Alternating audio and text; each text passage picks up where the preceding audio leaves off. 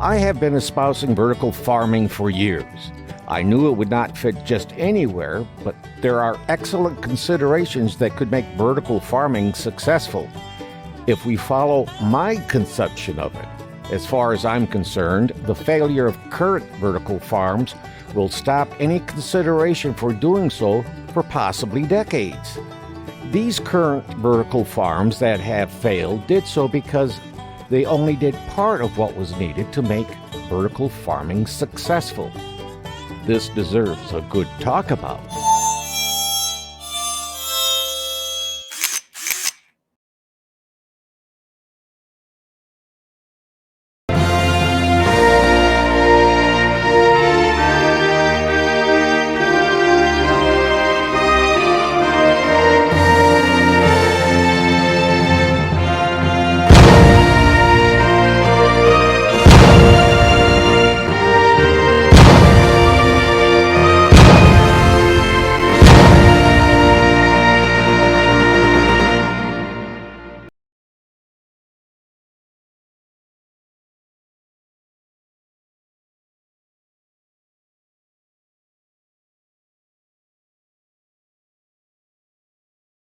Hello anyone, I'm Scott Bame. They call me the old farmer. Farming is never easy. You have to be almost as crazy as those who seek public office through elections to be a farmer. Currently, 1 square mile of undeveloped land costs about $1 million. That's without buildings and proper fencing. I think I have a touch of this fervor for farming still in my system. I didn't mind field work or milking the cows. I tried to talk my father into changing the milking schedule from 4:30 a.m. and 4:30 p.m., a 12-hour milking schedule, to one of noon and midnight. I couldn't convince him. It always took me twice as long to milk in the morning than it did in the afternoon. We used a vacuum-operating milking system that operated by pulsators, which emptied into 8-gallon pails. Then we carried the pails to the milk room and poured the milk through strainers into a 250-gallon bulk tank that kept the milk agitated and at 38 degrees Fahrenheit. That's about 3.5 degrees centigrade. That's the name that Anders Celsius called the temperature scale, so I'll follow his wishes. Thank you very much. A different style of plowing is used now, and weed killer is used instead of cultivation. I'm glad a new way of plowing for the purpose of seeding a field is now being used. I wish cultivating would come back to farming. I believe it's a healthier product that comes out of the field for livestock and for us. But let's continue with the problems of vertical farming as it has failed surviving using their methods. The first problem I see with today's vertical farming is that much of it's done hydroponically. That's growing plants in a liquid with nutrients, usually water. Instead, I would bring in sterilized earth and inoculate it with nutrients and bacteria, which would create the perfect growing environment. After a crop is harvested, tests would be performed to see if there was a need to re-sterilize the growing medium and inoculate again. Also, by using an earth system, fewer experts are needed to maintain the system because it would closely mimic outdoor farming. Secondly, they are doing an open-air system that allows for pests to invade the system.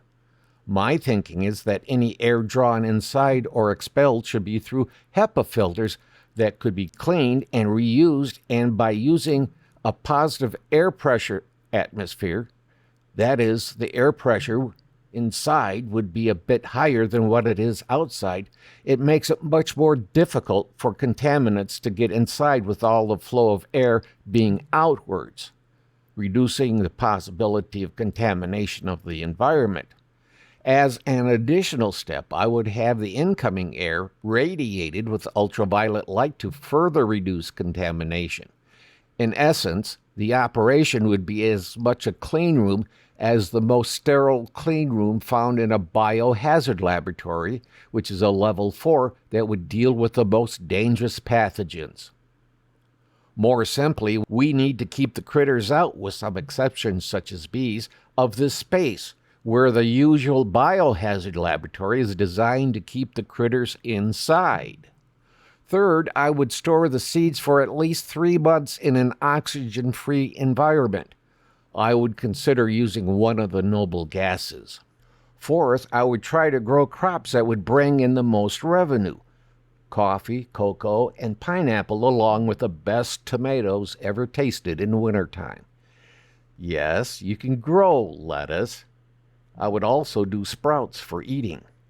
My personal opinion, which I highly value, is that there is no better tomato than that grown in a dry swamp piece of land, such as would be onions and celery would be grown.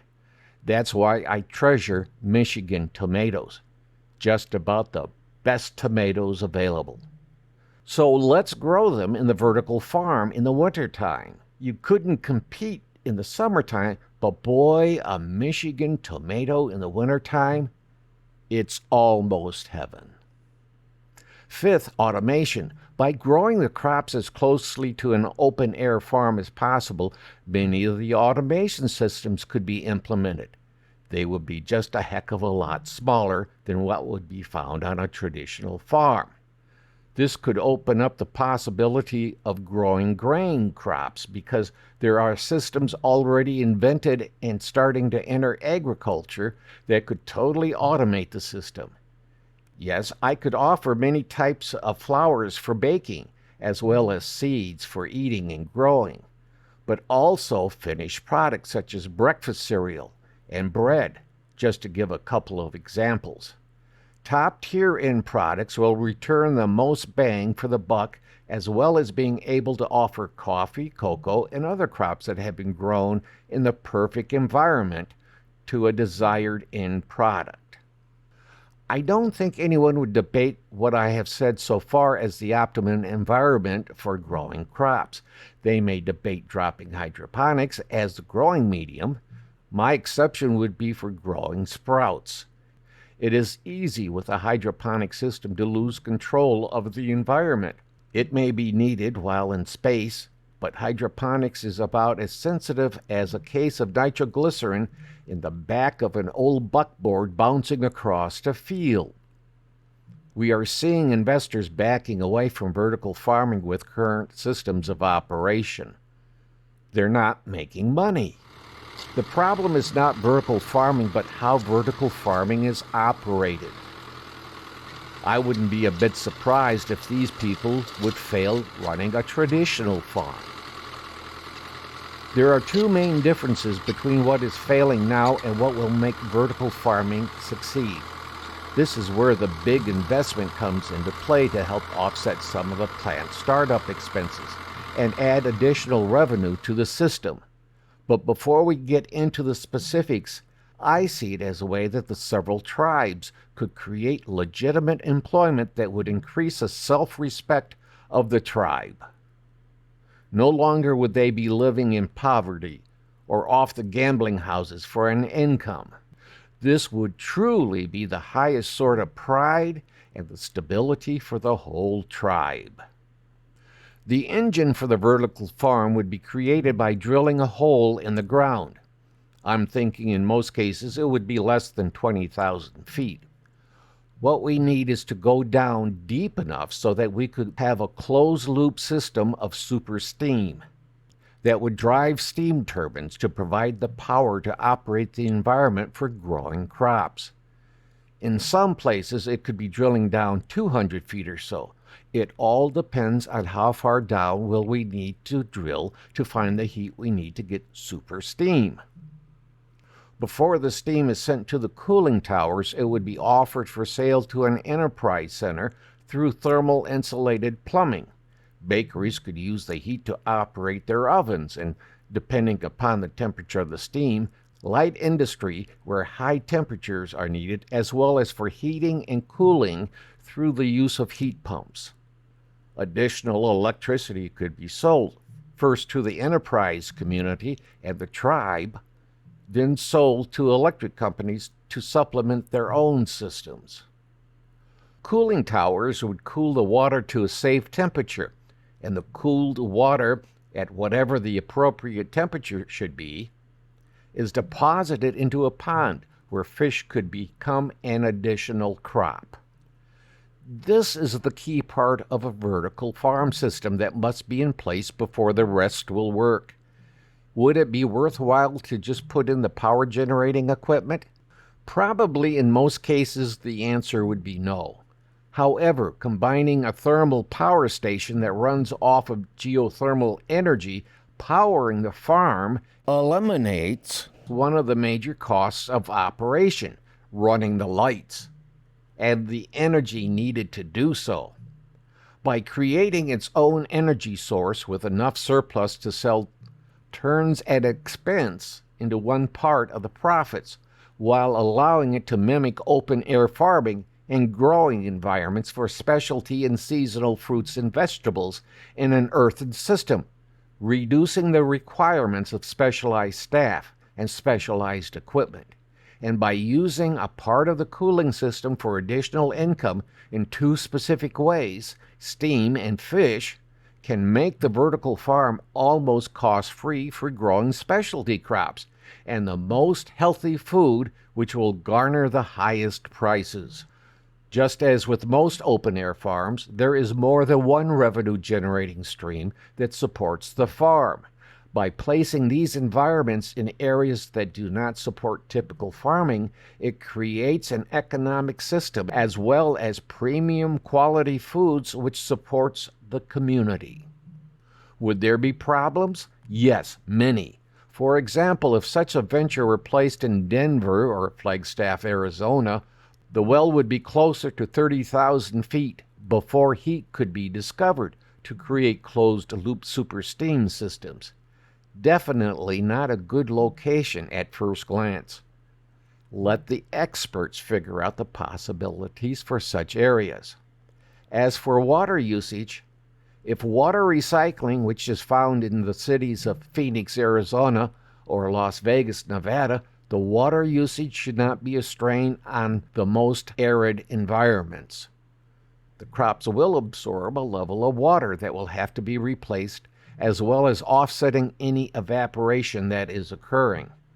But the majority of the water will be reused with only a supplemental addition of water. The problem with today's vertical farms is all the technology needed as well as the trained staff so that they could grow a tossed lettuce salad. Lettuce should be grown, yes, but not as the main crop. Yes, this system may start off the same way by growing the easy-to-grow crops. That is to be expected. But every year, the higher-ticket items, such as winter tomatoes, would be grown and sold at a premium price. And by growing it the traditional way, but inside, it would only be the first of many foods that could compete with open-air farming. Once this vertical farm is in full operation, all the high-ticket items needing special environments will be possible. By creating the energy needed, those crops that do the best when drenched in the strength of lighting from the sun, about 100,000 lumens, is now possible, as well as keeping the proper temperature inside for each crop. Now it is time for the high-priced brains to walk through this concept and make it work financially, as well as community-wide and nutritionally. This is only a concept. If it can be plotted out to the nth degree, investors and the government would invest because it's on tribal land, serving whole regions with fresh foods and worldwide with packaged foods. Some will say it can't be done. I think there will be even more that want to make it happen and will figure out how to do it.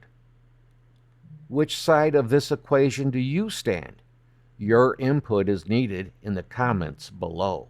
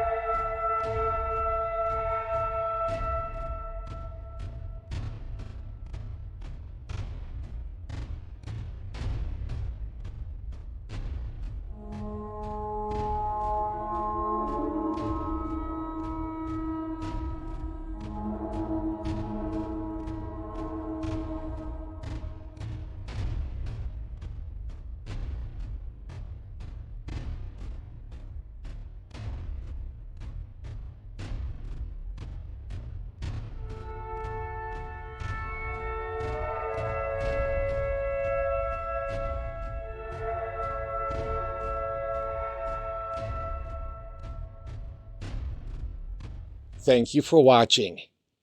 And please be safe. We'd sure appreciate it if you could subscribe and leave a comment. You know how YouTube behaves. They won't believe you watched a video unless you leave a comment. Also, it would help if you ring the bell and do a thumbs up. As you know, if I find a good channel, I pass it on to you. So if you think it's appropriate, it would sure help if you passed us on to your closest 10,000 friends and family. But above all, give a helping hand to someone today. It's the best gift to give. It'll make you feel good too. Don't forget to click like, subscribe, share, or ring the bell buttons on the Original Old Farmer channel. We enjoy reading the comments that you leave, and they do help the channel, so keep them coming. And once again, thank you for watching the Original Old Farmer.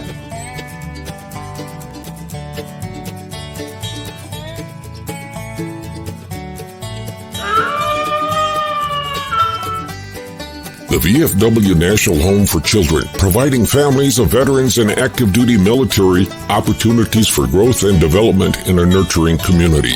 Please consider a donation to help their children and families. I.C. Rhodes speaking.